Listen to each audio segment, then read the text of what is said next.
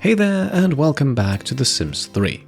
My name is Pete and today we complete another episode of this attempt to fully complete The Sims 3 World Adventures. Last time we left off after visiting Shang Sims in France. Our household currently consists of the old adventurer William Picking, Yooni Iroki from Shang Simla, and Sanat Huja from Al Samhara. Today we plan on recruiting someone from Shang Sims to complete the adventuring party. And well, in the last episode, William met Fabien Coudeyras, who we are now going to invite over for exactly that purpose. She agrees and will arrive in roughly 12 hours, so while Sanat breaks the toilet, the household can get an early night's rest. We purchased a second tent in the last episode, so William and Yooni can go their separate ways. Nonetheless, Sanat will have to join someone and we'll send him over to Yooni. Thankfully, these tents can be freely shared. Our Sims won't mind.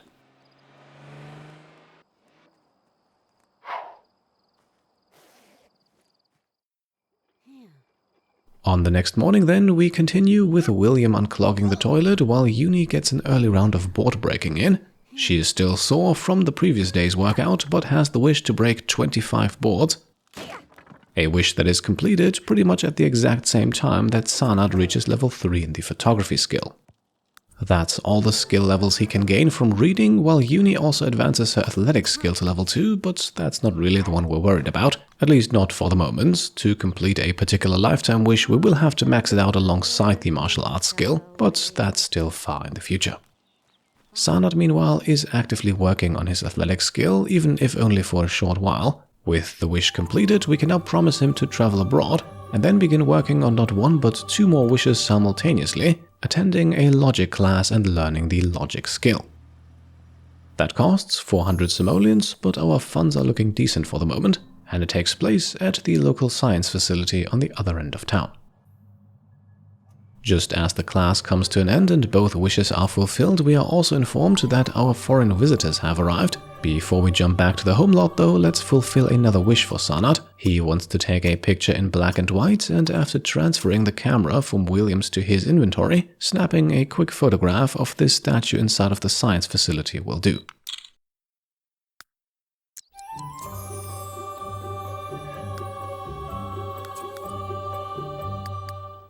Back home, meanwhile, William has already greeted Llewellyn and is firing off his usual routine, focusing on short interactions to raise that friendship bar as quickly as possible. And as you can see, we already have the option here to ask Llewellyn to move in. So with Yooni still in deep meditation in front of our globe in the background, let's do exactly that.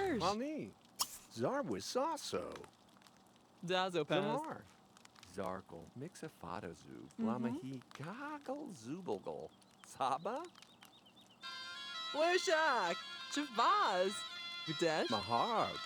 Right, so just as Sanat begins his snake charming practice in the background, Llewellyn agrees. However, this time around things will not be as straightforward. We are not just going to add her to the household. The person we are actually after is her son Fabien. Problem is, Fabien is still a teenager, and teenagers cannot be asked to move in. So we have to do this slightly differently by moving in the entire Coudeyras household. And regardless of the fact that we just added 3 people, we will just gain 5,000 simoleons in household funds. This is now in fact the 3rd time in a row we do so, but don't worry, we will lose all of that money very shortly, as Fabien's parents will of course not stay with us permanently. So then let's meet Fabien, who has just been teleported to the edge of the lot here together with his father David. Like I said, he is still a teenager and thus will have school duties to attend to. However, he possesses the green thumb trait and one more trait slot to be filled as we see fit, and it is that green thumb trait that I think is perfect for the arc I have planned for him. Now, full disclosure, originally Fabien also begins the game with a level 6 nectar making skill, and that is the skill I want to focus on with him. So I reset that to 0 just to have a bit of a challenge. He is only a teenager after all. And as such, he will now stay in William's adventuring camp while his parents will move elsewhere. We can manufacture this via the move option, but it is crucial that they only move within this town, otherwise we would uproot the entire household. John Blarney! Taking him off to be Now here's what we want to do. We want to move Lower Lin and her husband David back out. However, in order to be able to do so, we need to assign them a new house or an empty lot. The kick out option here feels a bit cheesy to me. That way though, we would be able to save the money. I do feel like it's only fair though for this recruitment to have a price, roughly 15,000 simoleons, pretty much exactly what we gained from having Yooni, Sanat and Fabien join the household. The new home of the Coudeyras couple then, a friendly little house, so they are staying within the neighborhood to keep an eye on their son, just so this whole thing doesn't feel too weird. And so the picking household will now consist of 4 people. Its funds also drastically reduced with just a little over 8,000 simoleons, but we still have plenty of adventures to go on to increase that. Now, speaking of which, as William here gets to know the next member of his young adventuring party, Yooni completes her wish to meditate for 5 hours, and that means it is now time for her to go on her very first adventure. The idea here is for Yooni to tackle the majority of the Shang Simla part of World Adventures, with Sanat and Fabien doing so for their own home countries respectively. Now, Yooni is not an elder and neither does she possess the Jet Setter lifetime reward, so we will have to pay 1,300 simoleons for the trip, our family funds no longer looking quite so rosy. And so Yooni gets into the cab and moments later arrives in Shang Simla, where she immediately sits down to meditate to fulfill a small wish.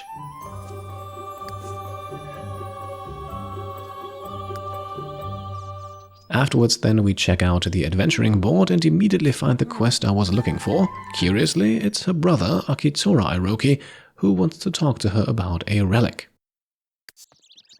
He is quickly found outside of his home, a home that Yooni also still lived in a few days ago, and he now shares with her what he's looking for.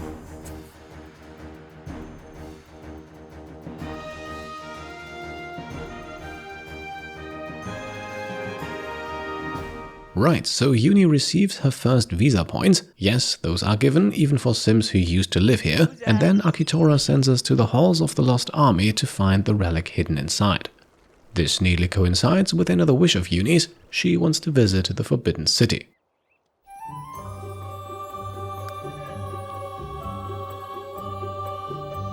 And there we go, this now also pushes her above 5,000 lifetime happiness points and allows us to grab the Jet Setter lifetime reward. And with that, Yooni Iroki now officially enters our very first World Adventures tomb, the Halls of the Lost Army. Now, these tombs always contain puzzles of varying difficulty, such as this one here, standing on the plate reveals a staircase. The stairs lead to a locked door below. A note is scribbled on the wall here, written by another adventurer telling fellow explorers to always carry a tent and dried food. Well, Yooni has the tent at least. Into the keyhole then we can insert the keystone that we received from Akitora, and that unlocks the door.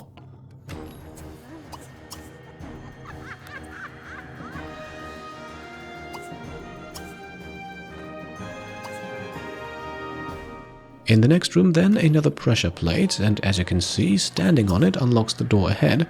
However, as soon as Yooni steps off to grab the ancient coins here, the door gets locked again. So instead we'll have to pull the statue on top. This does in fact also slightly contribute to the athletics skill. Most importantly though, it permanently opens our way onwards. Similar scene in the next room then. This time we have 2 pressure plates, but only one with a symbol on top of it. Dragging the statue onto it reveals what the other plate is used for, so let's stand on it to be able to proceed.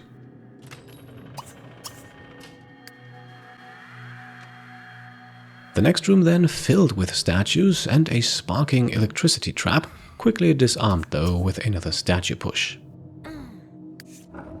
In the corner then, a pile of rubble demands our attention. Clearing it requires a pickaxe that every sim carries, and below we find yet another pressure plate to stand on. So far, so simple.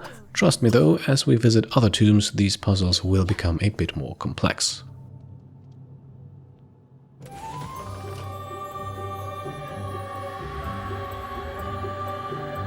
Now, standing on the pressure plate has revealed 2 things, a hidden door fulfilling one of Yooni's wishes, and a little hole in the wall. Let us loot the treasure behind the hidden door first. Once again, we have to move a statue to gain access, but then we can grab the contents of 3 treasure chests, the first containing a gemstone, the second another pile of ancient coins, and finally the third some dried food, and of high quality at that. Back in the room we came from, it is then time to put an arm into that hole in the wall, and a few seconds later another door is unlocked. Going through, Yooni finds yet another door, this one locked by another keystone, a keystone that we don't have. But maybe the well here has it. Either way, no other choice but for Yooni to take a dive.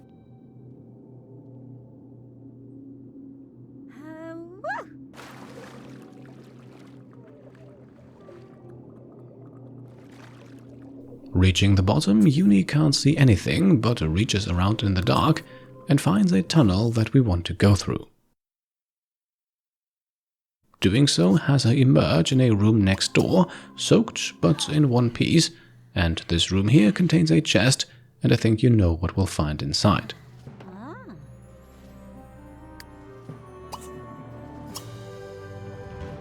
Keystone in hand and dressed in some slightly more appropriate attire for the job, Yooni dives back through the tunnel, can now insert the keystone and change back into her regular clothes.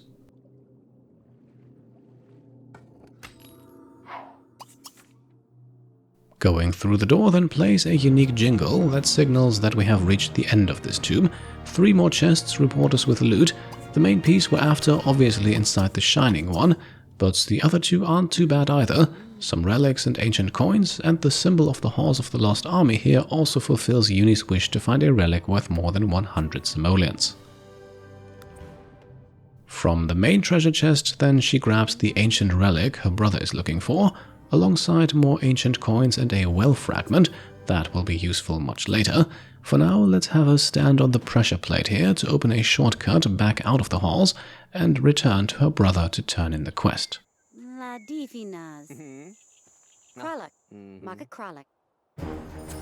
And there we go, Yooni's first adventure is complete. She receives 500 simoleons and enough visa points to get her to level 1.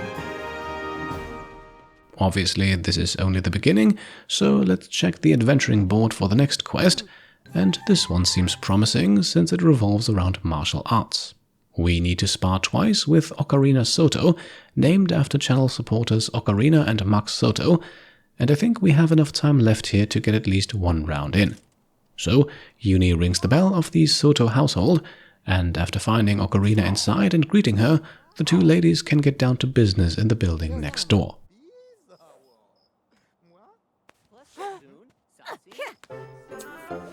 This pushes Yooni's martial arts skill to level 6, unlocking the blue belt, while the fight eventually ends in a 2-1 victory for Miss Iroki, who proudly shows off her new achievement.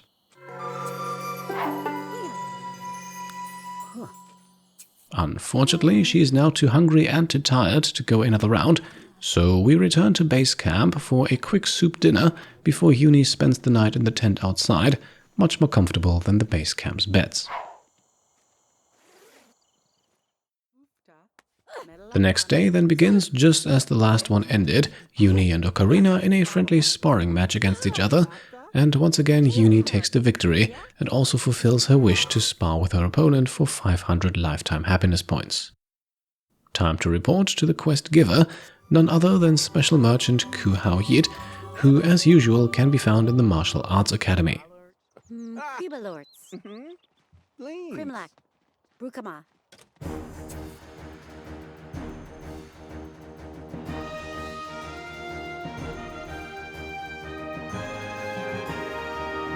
He now tasks Yooni with 2 hours of meditation in the nearby Scholar's Garden. Reaching level 5 of the martial arts skill has thankfully already been done, so after a quick shower, we still have time to speak to Ku Hao again and spend some of the household's ancient coins on pemmican, as we have a slightly lengthier tomb exploration tour still ahead of us. Then we free up a wish slot by quickly also visiting the Temple of Heaven, that's 600 more lifetime happiness points earned. Now let's enter the Scholar's Garden, eat one of those pemmican morsels, and have Yooni meditate near the koi pond. Coincidentally, meditating was also another wish of hers, so we're making swift progress towards the next lifetime reward.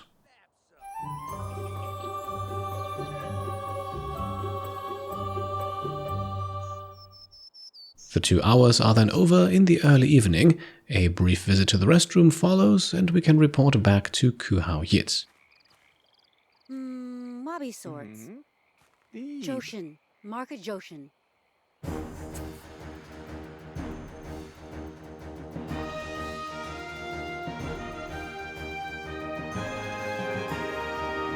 And so Yooni receives the next big tomb exploration quest. We need to find writings in the ancient monk retreat. That retreat is right around the corner here. In the game it is called the Resolute Fist Retreat. There are accessible sleeping quarters on the top floor, but what we're after is once again hidden behind a pressure plate. Down the stairs, and you can immediately see how this tomb is perhaps a bit more complex. Next to the locked door leading into the tomb, we also have 2 rock piles. One hides a hole that Yooni can once again poke her arm through, revealing a hidden door and fulfilling her wish to find one. The other pile blocked some ancient coins that we can now pick up, while the chest contains a gemstone and another low-value relic.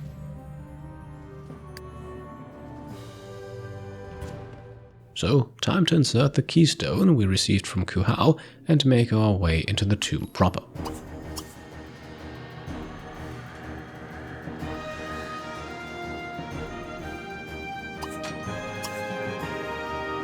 Right, a monk retreat in Shang Simla of course needs to have a training grounds, and this seems to be it.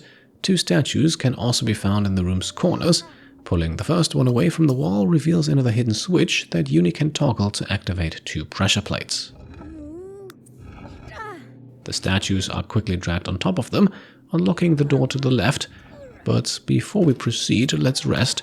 Doing so inside the tomb will fulfill another wish.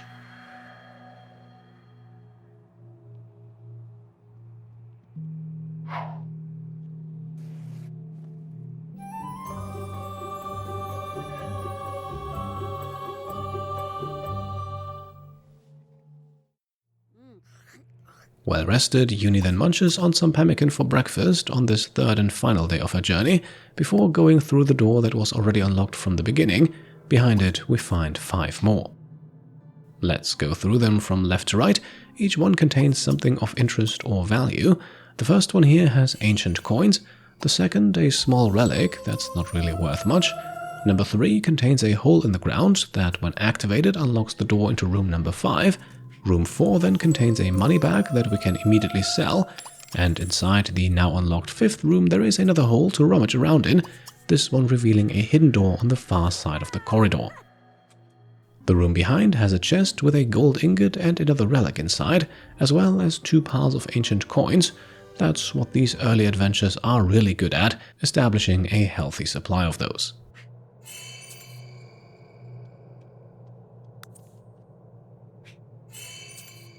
Through the other door then, Yooni finds another set of stairs leading down, and at the end of a corridor another set of doors. Behind a well and 3 more doors, each one with a plaque to read. On the right, the logical mind can overcome all obstacles. In the middle, step carefully, the darkness hides danger. And on the left, timing is everything. And let's go left first, only to find a corridor full of fire traps. However, they alternate and can be crossed with the right timing, just like the inscription said.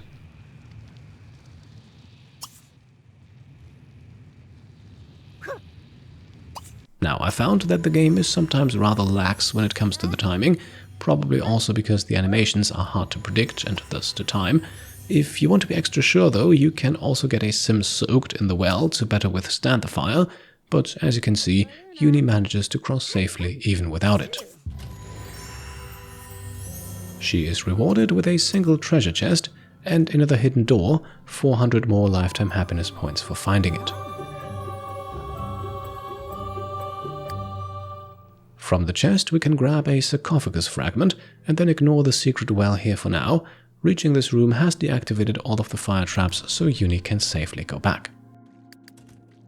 Through the middle door then, and we've learned that the darkness hides dangers, so let's stay on the bright tiles here to get behind the statue and push it onto the plate. More fire traps in this room that we have circumvented this way.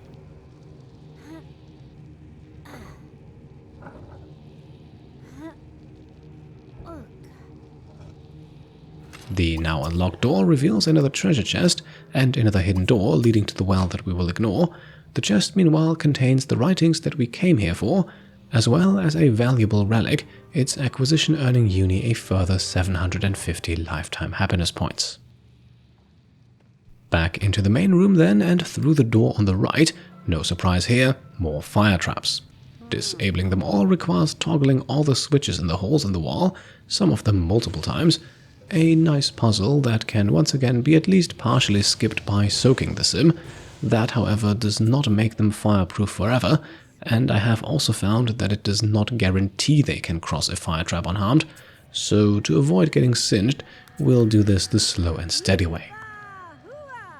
Very important, this section of wall here can be investigated to find another hidden door.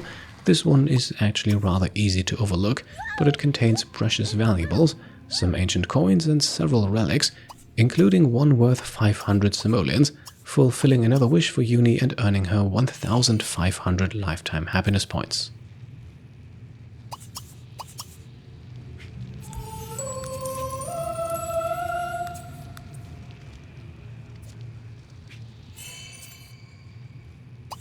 After then toggling the switch inside this hole here once more, the rest of the path is then free to cross, and the jingle and the lifetime happiness points for reaching the end of the tomb reveal it. We have made it to the end. Inside the chest, a second dive well fragment and even more ancient coins, and just for the sake of true completion, let us now dive back to the main room. As you may have guessed already, the two wells here are connected. So, soaked, but with the tomb thoroughly looted and explored, Yooni can now return to the surface and run back to Qin to deliver the writings and to complete this second quest chain. Jimmy Calorie? Dorna. Dumina? Right, sadly no money reward, but still a big pile of ancient coins, and Yooni should also be getting close to visa level 2. Some more meditation then fulfills another small wish. We sadly don't have the time left here to go for the full 10 hours, so instead let's run up to the Terracotta Army for a further 600 lifetime happiness points.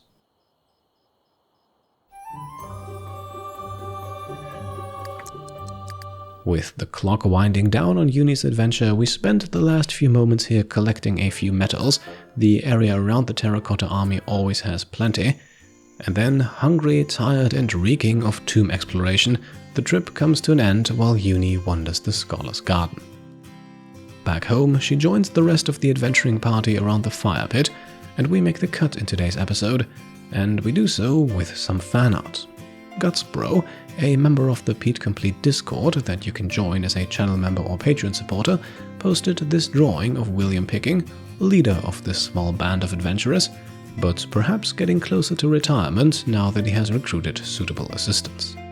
Thank you so much for the lovely contribution, and of course, if you have some artwork of your own that you want to share, the best way to do so is via email to pete@petecomplete.com. And with that, let's wrap things up. As always, I hope you enjoyed the video, and if you did, then I would be very happy if you could leave a thumbs up. If you like what I'm doing and want to support me and my channel further, then you can of course go ahead and subscribe to stay up to date, grab some merch over on shop.petecomplete.com, become a channel member or a Patreon supporter. Thank you all for watching, and I'll see you next time. Cheers.